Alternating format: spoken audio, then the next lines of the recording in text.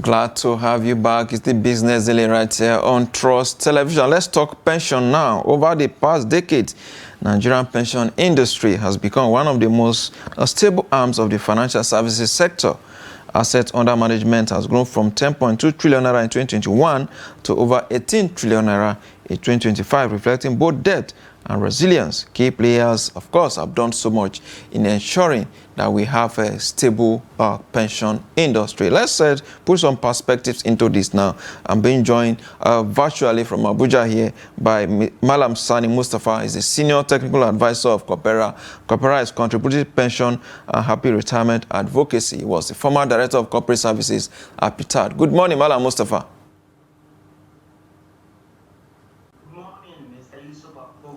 Glad to have you on Business Daily today. Well done. This is a belated Happy New Year. Absolutely. Happy New Year to you too as well. All right. Let's start this way. The pension industry undertook a lot of reform last year. What direction do you think those reforms will lead the industry this year? In fact, with all the programs, new regulations, and with the support of the federal government of Nigeria, I think the pension sector have nowhere to go but north. It is going up. This year, 2026, we'll see the fruition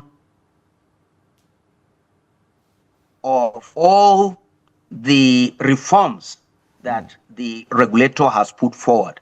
The recapitalization, which will make the PFAs to be stronger, and the pension boost, which make more money to go into the pockets of retirees, and going after recovery in a structured way, such that contributions that have been set aside with employers should be quickly brought into the pension system so that they can be invested for the benefits of the contributors.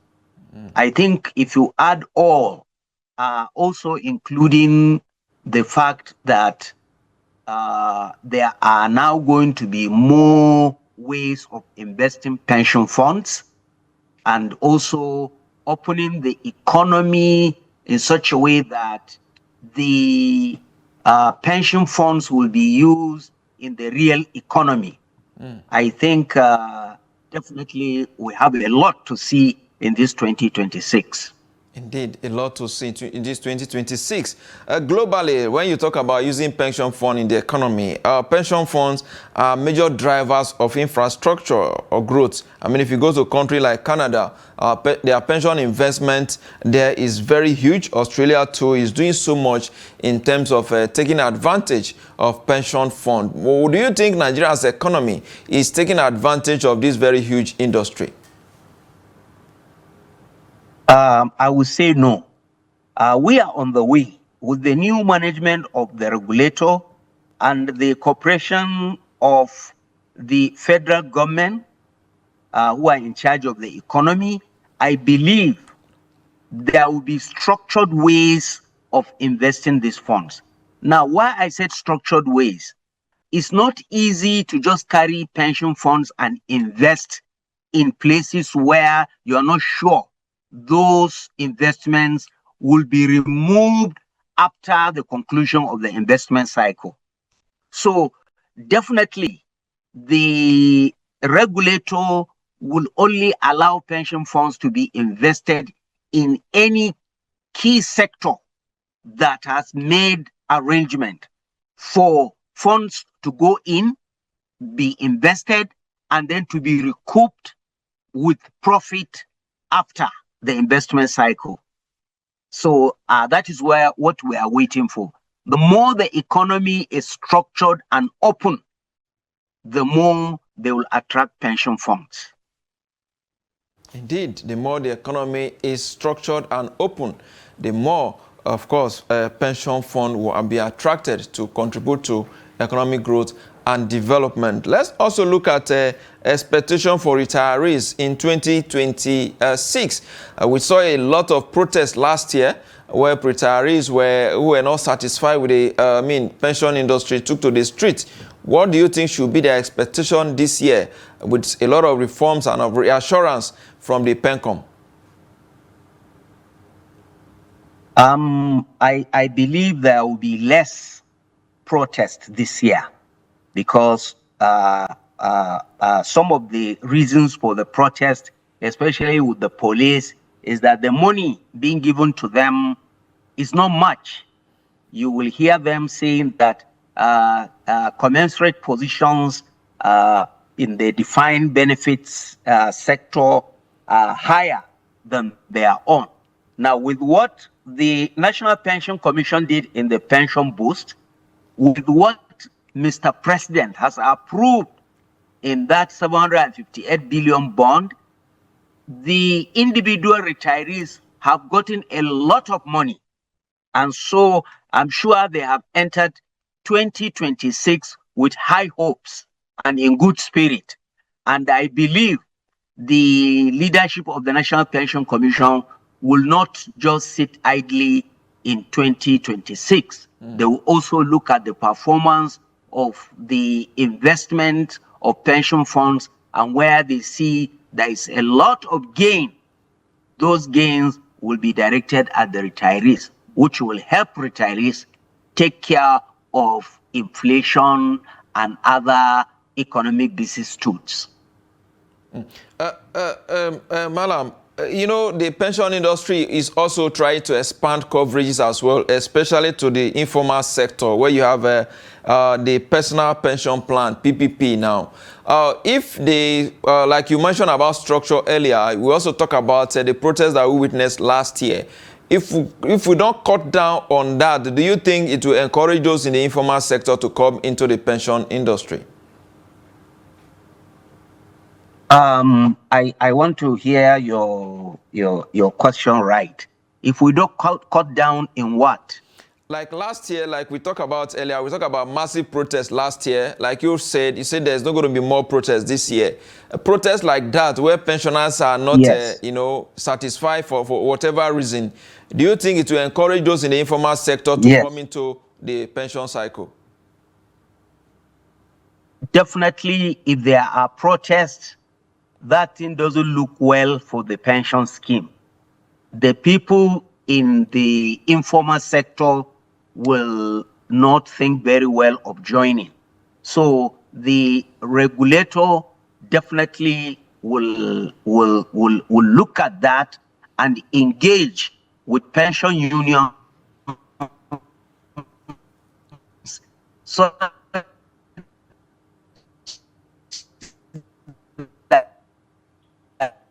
any issue in the pensioners, for pensioners to go and have a protest, it will not encourage other people, especially informal sector workers, to enter the scheme. All right. Another thing again is the issue of enhancing benefit and welfare. How do you think those reforms and, of course, the effort by PENCOM will enhance the benefits and welfare of pensioners? Retirees under the contributory pension scheme have never had it so good like 2025. I'm sure some of them, if they born children, if it is allowed, they will name their children 2025 because 2025 have seen a lot of progress. Number one, Mr. President has approved health coverage for some of the low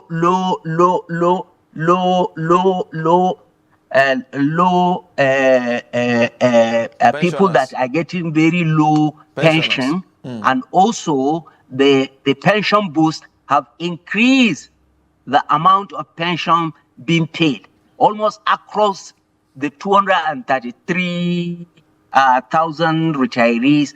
All of them have gotten more money, you understand, into their retirement monthly payment.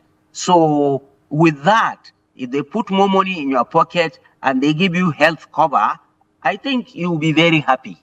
So we will see more of such effort in 2026. Indeed, see more of such efforts in 2026. The pensioners are looking up to PENCOM and quite a whole lot of reforms that they are doing. They hope that it will materialize in a way that they will benefit more than they did in 2025. I hope that maybe pensioners will prefer to name their children 2026, given the fact that we expect an overall reform that will benefit them more than what they did last year. Let's talk about, in terms of the new tax law now and how it will affect pensioners. Do you think it will in a way have any effect on pensioners? It will affect contributors more than it will affect pensioners. Number one, from the word go, the new tax law said retirement benefits, gratuity, monthly pensions are not going to be taxed. On the other hand, contributors are also given a cover.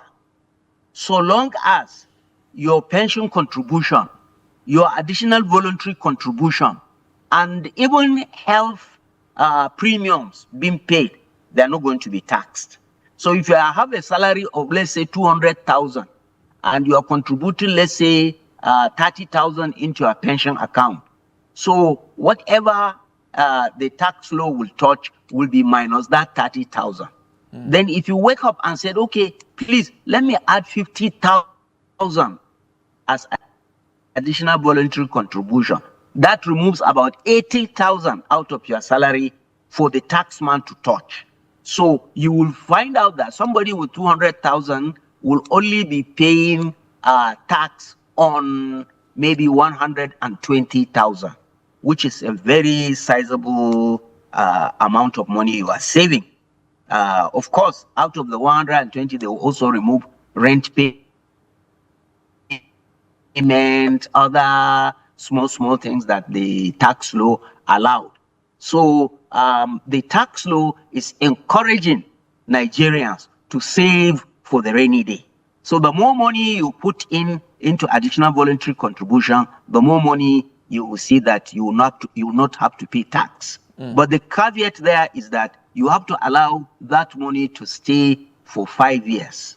Once it is 5 years, then the money has escaped. The principal and the interest all comes to your pocket free of tax. Some pensioners have complained to me, especially with this tax law. Many of them are apprehensive, they are worried about what they are receiving as pension. Even though we try to dispel their fear, that fear is still there. Many of them are worried that where they live, they provide a lot for themselves, their water, their security, and a whole lot. So why are they now being made to pay tax from the little that they are getting?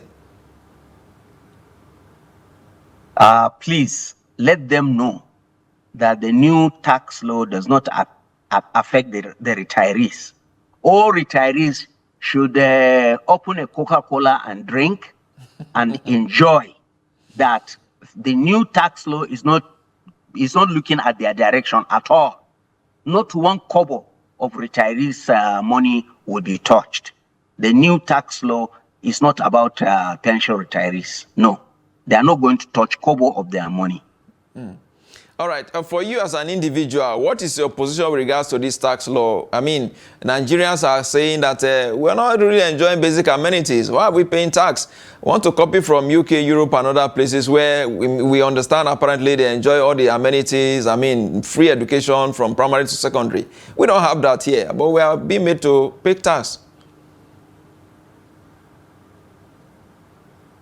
Well, you are asking me personally. I'm not a tax professional, actually. Absolutely, personally, but, from your point of view. Yeah, on a personal level, I believe that Nigerians should go ahead and pay. Why I said this is, it is when you pay your money that you now ask about service. Nigerians are really relaxed about politics because they are not paying tax. They are not paying for a lot of things. if we are paying for all these things, you will see Nigerians, they will rush. All of us will go to National Assembly and ask National Assembly to make laws that will make our life better. And if anybody decide to play with our intelligence, knowing that we are paying something, definitely if he did it once, he may not do it again. It is because Nigeria, this oil money have spoiled us. That is why we are taking things for granted. In other countries, if they increase the money of bread from 200 naira to 300 naira, you will see the whole country come out on the street. Everything has to, but since we are not paying for many things, that's why Nigerians are. So my belief is that we should go ahead and pay. We will now ask what they are doing with our money. Not maybe now, but later on, we will be asking. That's my belief. All right. As we coast home now, I don't want to press further on the issue of tax. I just wanted your opinion, which you have stressed already. But then look at the pension industry as well. There is going to be more like a capitalization, just like it is done in the bank, in the banking industry is ongoing. Do you think many of the, PFAs will be able to withstand what the CBN is coming up with, or the PENCOM rather is coming up with? No. I think a lot of PFAs will merge and create a bigger PFA, which will send a very strong signal that stronger operators are now taking charge of our money. I can assure you, I think maybe about 2 or 3 now that they have already have this capital to continue the business. The rest are still trying to find the money. And I think the regulator have even increased the timeline for them to come up with the capital to continue doing the business. So I believe some PFAs will merge with like-minded PFAs and then create bigger PFA. It happens like that. Do you think there's anything for, contributors like us to fear with this new regulation coming on board? Absolutely. Absolutely. Because our money, I'm a contributor myself, even though I look old, I have not accessed my retirement savings account. I believe that all our funds are being kept by the pension custodians. The PFAs are administrators. They only keep the records and they invest, in writing. They will invest this money here, they invest this money here, and then give account to PENCOM. But the keeper of the funds are the pension custodians. So people should be very, very happy that the Pension Reform Act actually divided the thing into 3 even. The regulator is different from custodian, and custodian is different from administrator. Like you rightly pointed out, you say some pension, PFAs may not be able to actually cope. If you look at the current one that we have, according to these reports, only Starbank IBTC pension, Access, ARM pension, and of course Leadway, hold a strong capital level. And for the others now, before the timeline get closer, what do you expect them to do to be able to meet up with these requirements? These are boardroom and economic titans. They are the owners of all these PFAs. As we are speaking, they are all over Nigeria talking to themselves, finding like-minded to come up with new, bigger PFAs. So this thing is ongoing. It has nothing to do with us who are the contributors. These are operators, companies that are licensed by the National Pension Commission.